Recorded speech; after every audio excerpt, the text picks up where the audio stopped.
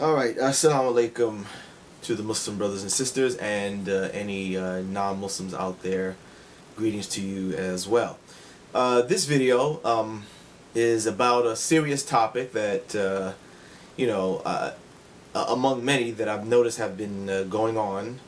And, I've been doing a lot of other things, but this recent incident just motivated me and said, you know what, it's time for me to get back in gear and start making videos on a regular basis like I used to do some time ago when we were facing a similar period of time. Now, it seemed like it was dying down, but unfortunately the bigotry and hatred towards Muslims unfortunately has sprung back up and seems to be even more furious than it was before.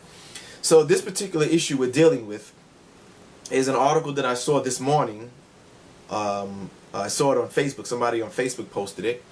It was from WorldNet Daily, and the article is from, it's like an article from Walid Shoebat's website, done by his, the article is by his son, Theodore Shoebat. He's just as much a fool and ignorant as his father is. And the article claims that there is ritualistic cannibalism in Islam. Yeah, you heard it right. That Islam somehow mandates ritualistic cannibalism, and he claims it was sanctioned by Islam. And then, it's supposed to be from some video that he put up allegedly from the conflict going on in Syria. And so in the video, there's some person in I didn't watch it because they said it was gruesome, but it's supposed to be a video of some person, supposedly, again, there's no way, I don't know if there's a way to confirm it or not, but it's supposed to be of somebody in Syria during the civil, the battle that's going on, and he's eating his opponents, or he's eating one of the, the people that he fought or killed or something like that. And so Theodore puts it up and claims that this is condoned by Islam, that Islam actually has teachings that condone and mandate some type of ritualistic cannibalism, right? And also I noticed that earlier, I did some more research on it, and I noticed that earlier this year, he and his father had an article on their website also claiming the same thing, claiming that Islam condones or allows cannibalism, some ritualistic cannibalism, So I decided to make a video to address it and just totally refute this and debunk these bogus and nonsense claims. Also, too, I want you to stay tuned, because after this video, I'm going to make a video that's going to address the bigger picture here, which is that, you notice these people are getting more outrageous and more bold with their bigotry. You notice this. So this is a claim. This claim is quite ridiculous, but at the same time, it's quite dangerous. And because when you look at the comments, people believe it. There are idiot fools out there who actually believe that this idiot Theodore Shoebat, the son of the fake fraud, who never was really a terrorist, Walid Shoebat, they really believe him. They really believe that Muslims, that we actually believe that we have ritualistic cannibalism, that we're condoned, we're allowed to eat people. This type of propaganda and misinformation is dangerous. And what I'm going to do after this video, so stay tuned, I'm going to make another video that shows that this propaganda is not new. This same type of misinformation is the same kind of information that the same idiot white racist bigots were using against Jews in Germany. I will show you that this same charge, the idea of eating the infidels, it's not new. They used to say this about Jews. They used to say in Europe that Jews used to eat Christian babies. Oh yeah. So now they're using the same claim against Muslims. Now they claim that we can eat people too. Not only that, but they also used to say that Jews were allowed to lie to the goyim, to the unclean, to the Gentiles. Doesn't that sound familiar? What's that sound like? That sounds like, that sounds like their claim of what? Taqiyya. Claiming that Muslims are allowed to lie to the infidels or the non-believers in order to, trick them, in order to promote Islam and all these other nonsense. But again, that's not an original one. They used to say the same thing about Jews. And I'm going to show you, shame on any Jews, because there are some Jews who are repeating these lies. Your people were once the victims of these very same lies, and now here you are using the same lies and and hate-filled bigotry against Muslims. Now, you should be ashamed of yourself. And that also goes for any other people out there, black people. And there's not many, but there's a few idiot African Americans who are also repeating these lies of bigotry. You should know better. There's also some Hispanics out there who are repeating these lies against Muslims. You should know better, because all of these people, African Americans, other black people from around the world, Hispanic Latinos, and Jews, right? Jews, you are an ethnic group, but all of these groups, you should know better than to sit here and be condoning and repeating these type of hate-filled, bigoted lies. Why should you know better? Because at one point in time, your people, our people, were once the victims of similar lies and misinformation to demonize the people and justify whatever mistreatment came upon them. But it seems like people never learn. People never learn. Okay? But we're going to deal with that. So first, let's deal with his claim, the Islamic claim, that Islam condones, has a ritualistic, cannibalistic teaching. All right? He gives two verses. He gives, they offer chapter 2, verse 173 of the Quran, and chapter 16, verse 115 of the Quran. Now, these verses are not dealing with the eating of humans whatsoever. But this is how they play. This is the idiotic game that they play. Okay? They should be ashamed of this. That's how this is why we call these people bigots, people. It is not because they're making some claim against Islam that they think is true or whatever. No, we call them bigots because this type of offensive misinformation is indeed bigotry. You see, you want to claim that Quran is not the word of God? Fine, that doesn't make you a bigot. You want to claim that you don't believe Islam is the true religion? That doesn't make you a bigot. You want to claim that Allah is not real, whatever? None of that makes you a bigot. But it is these type of claims. It is these type of claims that make you a bigot. Because you are attempting to demonize an entire group of people, and the information is not even true. This is what makes you a bigot. You want to attack, you want to debate Quran, you want to debate Muhammad's prophecy, or if he's a prophet, you want to debate is Allah God? No problem. That's not bigotry. But when you start making lies, claiming that we are allowed to kind of eat people, when you claim that we're allowed to lie to people to promote our faith, this now enters the realm of bigotry. Okay? Because we heard that claim before. A lot of these people say, oh, you know, they call us bigots because we're bringing the truth. First of all, you're not bringing the truth, number one. Okay? You're not bringing the truth, number one. But no, that's not what we call you bigots. We call you bigots because of this type of foolishness that you put forward. Okay? So let's go ahead and deal with it. Again, he offers chapter 2, verse 173. And chapter 16, verse 115. Again, both of these verses are dealing with what type of animals meat is permitted and not permitted. It has nothing to do with human beings. In fact, it's funny, right? They claim, you know, they like to use Ibn Kathir when it suits them, right? Right? They like to use Ibn Kathir when it suits their purpose. But in this case, he totally avoids using Ibn Kathir, right? When you look at his website and you see the evidence that he presents, now they don't want to use Ibn Kathir. Now they want to use some obscure book that I never heard of before, right? And on top of that, he tries to use you know, some supposed hadith. None of the hadith that he uses supports eating people. They try to use some ruling from Imam Shafi. He misquotes Imam Shafi. Imam Shafi does not condone the eating of non-Muslim bodies or any such thing. They misquote Shafi, and I'm going to give you the information where you can see what Shafi actually says. Okay? So you'll see that it's just a bunch of misinformation and lies. All right? And I don't think this is about ignorance. I don't think this is done by mistake. This is done intentionally, because there's no way you can read these sources and think, oh, look, see, yeah, look, this condones Muslim cannibalism, Muslims eating other people. You see? So I believe this is willful. This is purposeful misinformation that this idiot Theodore, and Theodore, checkmate. You want to debate me, my friend? Let's do that. All right? Or your father. Because this stuff has to stop. You guys need to be defeated so everyone can see that your arguments are totally bogus and you lose all credibility. So if you got a problem with what I'm saying here, get in contact with me and we can set up the debate. Okay? We can set up the debate. All right, but let's go ahead and get into it right now. Okay, so before we look at the actual verse that they attempt to use to make this claim, let's put things in context. Let's take a look at the verse that comes before it, which is 2 verse 172. It says, the translation of, "O you who believe, eat of the good things that we have provided for you, or provided you with, and give thanks to Allah if it is He whom you serve."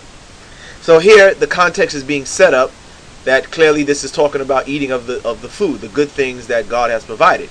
Now with that right there, nowhere does Allah ever claim or say that He has provided human flesh for our consumption as a good thing.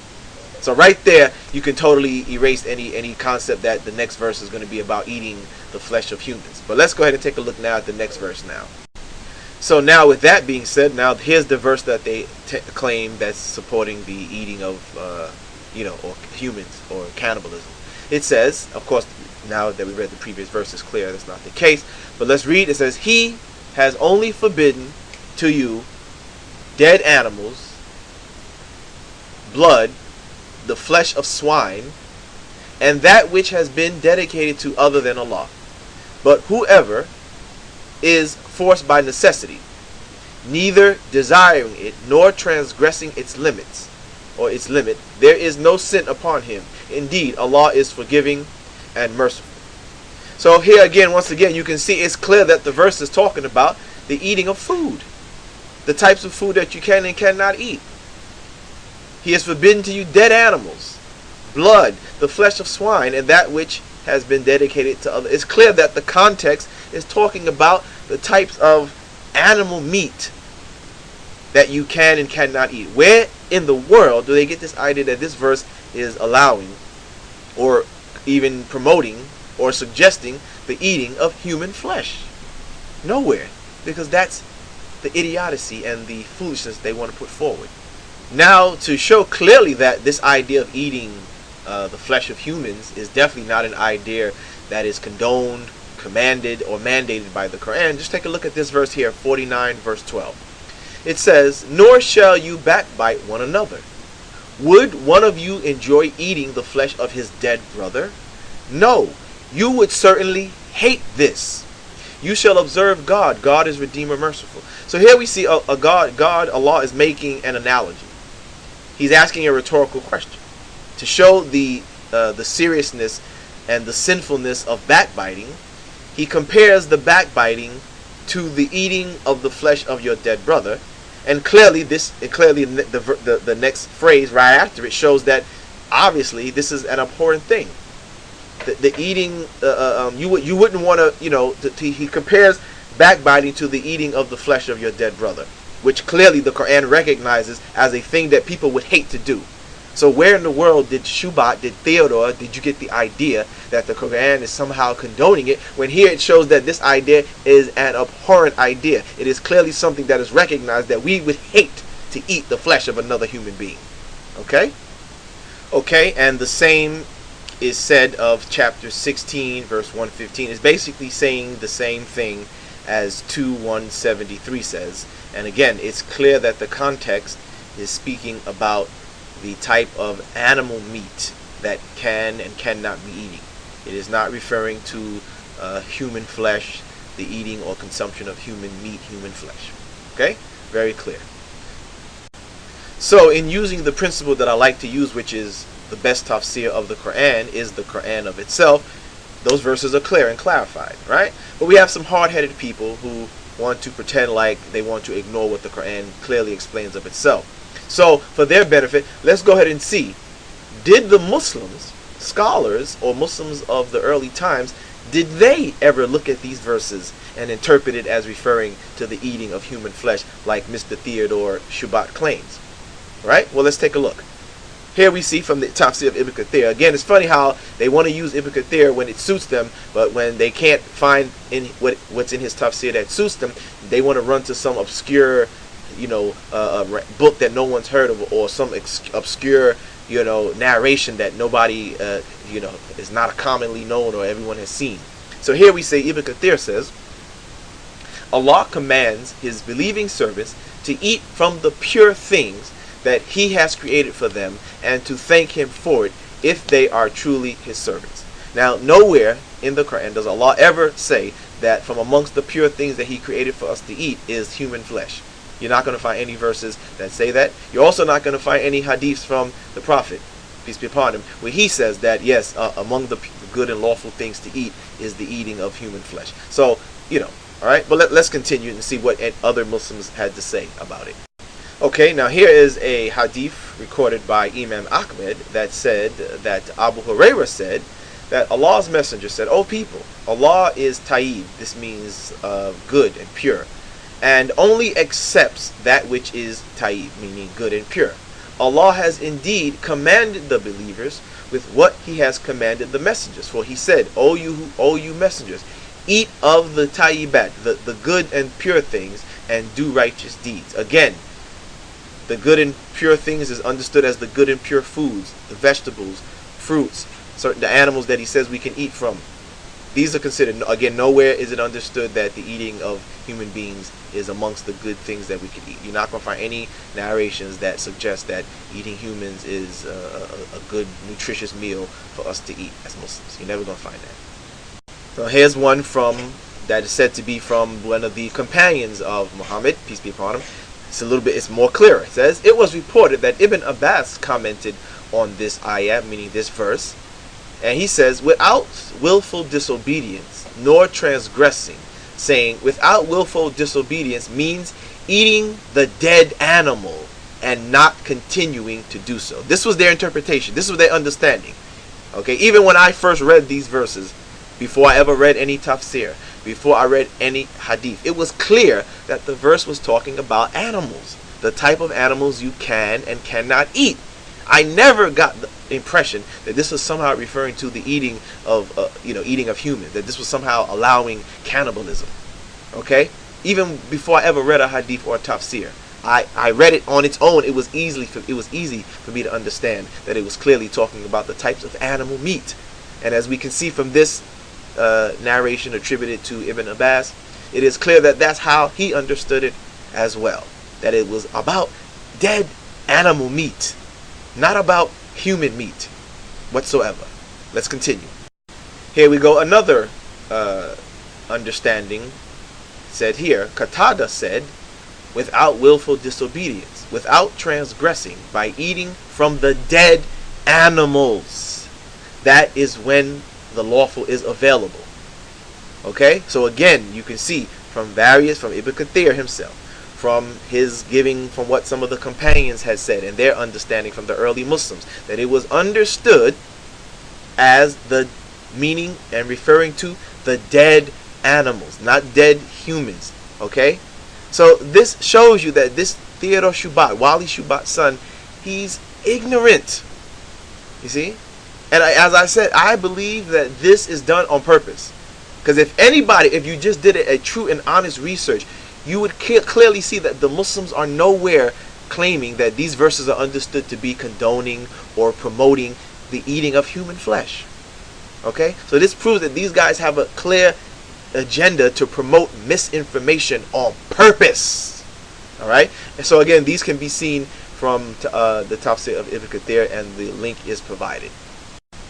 Alright, now lastly, let's address this claim that he uses from Imam Shafi. Allegedly, Theodore claims that he's using a reference from Imam Shafi, that Imam Shafi said, yeah, it was okay to eat human beings as long as they're eating kafir or non-Muslim humans. Now, number one, he's wrong, but let's just say for the sake of argument that Imam Shafi has supposedly said that. Even if he has supposedly said it, it would not mean that it was condoned or true by Islamic law, because Imam Shafi is not the Prophet Muhammad.